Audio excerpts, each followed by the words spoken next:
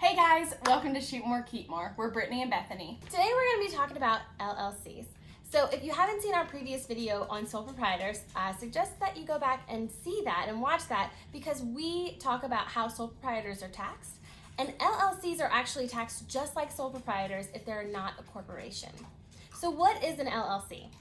An LLC stands for Limited Liability Company. Yes, and what limited liability means is that the owners, and also whenever you have an LLC, they also call that members, so you're an owner or a member, it's the same thing.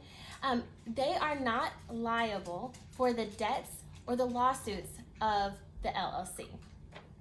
So, in the eyes of the IRS, which basically just means your federal taxes, an LLC is taxed just like a sole proprietor. The LLC itself is not actually going to pay any taxes. The members or owners are the ones that are going to be paying the taxes, the federal taxes that we talked about. So now that we've talked about what an LLC is and how an LLC is taxed, let's talk about how you become an LLC. So step one to becoming an LLC is you need to make sure that your business name is not taken. So to figure out if your name has been taken or not in your state, this is what you're going to Google. You're going to Google business name database in the state of, and for us it's Tennessee. So what I would do if I want to know if my business name has been taken. So my business name is just my name, Brittany Connor. So I would type in that in Google, find the database, go to the database, and all I would type is Brittany Connor, search. If no results are found, that means nobody else has my business name, and I can file as an LLC in my state under Brittany Connor. The second step is going to be filing your LLC with the Secretary of State.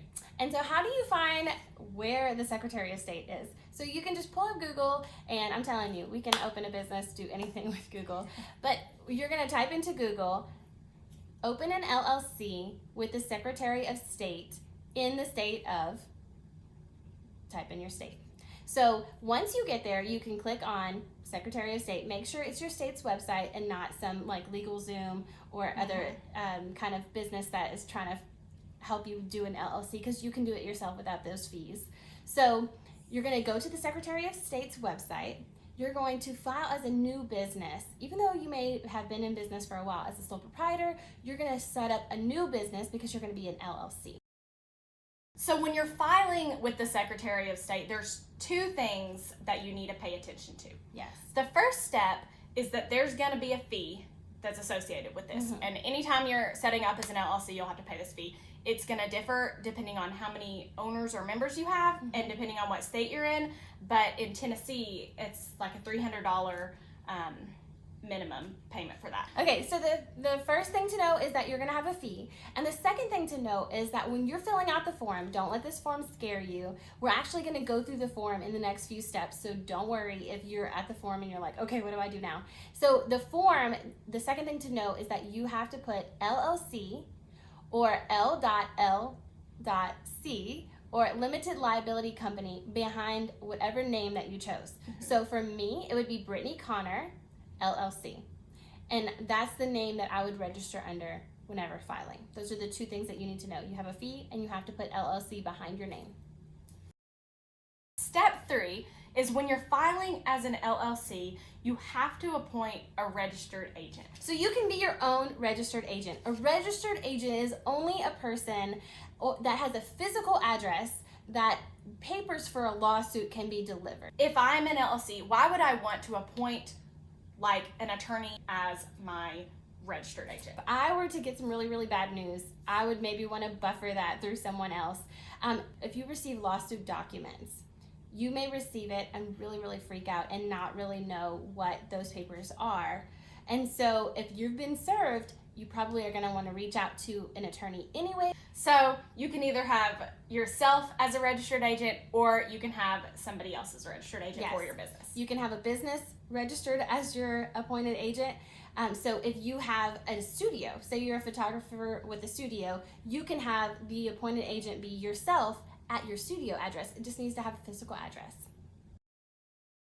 Okay, step 4, you need an operating agreement. And actually, you don't need one, but you can have one.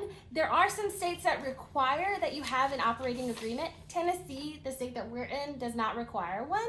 But if you are in California, New York, Missouri, Maine, or Delaware, you need an operating agreement. So the reason that you would have an operating agreement, and if you're just by yourself as a photographer, it's not really as necessary. But say you're in business with a business partner, you may want an operating agreement because that's going to set the boundaries for you and your business partner. Yes, so your state has a default rules for your business. So in the state of Tennessee, they split, if we were in a business together, they split it 50-50.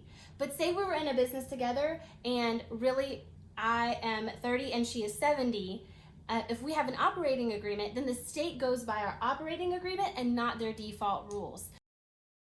Step 5 is newspaper publication requirements. And like operating agreement, this is not required in most states. So there are just 3 states that it's required in. You are required to file with your newspaper publication if you are in Arizona, New York, or Nebraska.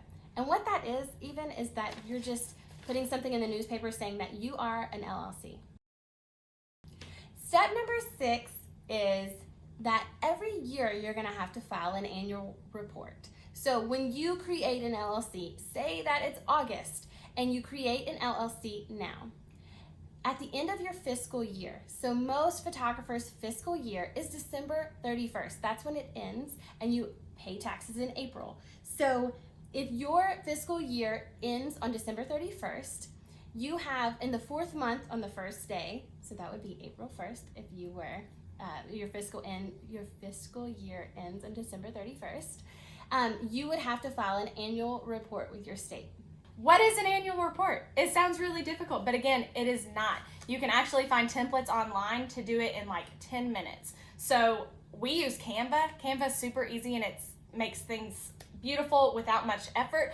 And Canva actually has templates for free that you can use to create this annual report. Yeah, you just go to canva.com and in the search bar, you type in annual report and it comes with all these pretty templates that you can use. You just put in your information and it's super easy, and that's what you have to report to your state. Pretty much it's going to cover your summary. So you're going to talk about your business and what you as the owner have done, and then you're going to give the numbers for the previous year. So if it's my 2019 annual report, I'm going to put 2018's numbers, and then I'm going to do projections for the next year.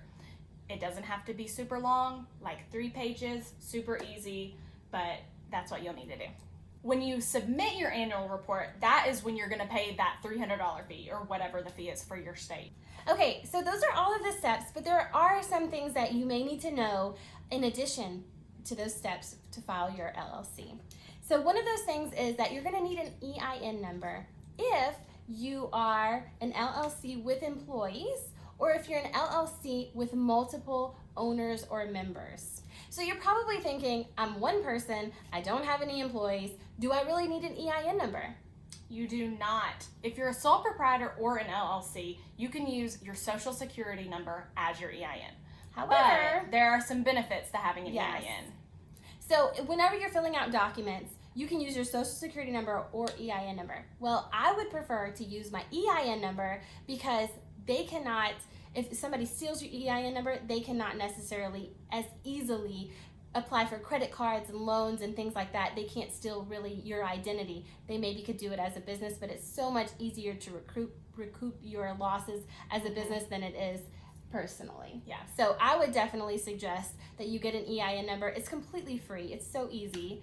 Okay, so that wraps up how to become an LLC, what an LLC is, and how an LLC is taxed. If you haven't watched the last video on sole proprietors, go back and do that because it'll give you a lot more information about how a sole proprietor and an LLC that's not a corporation is taxed. So you're probably thinking this is a lot of information and trying to take notes and it's a little crazy, but don't worry, we have a downloadable checklist and we'll link that right below.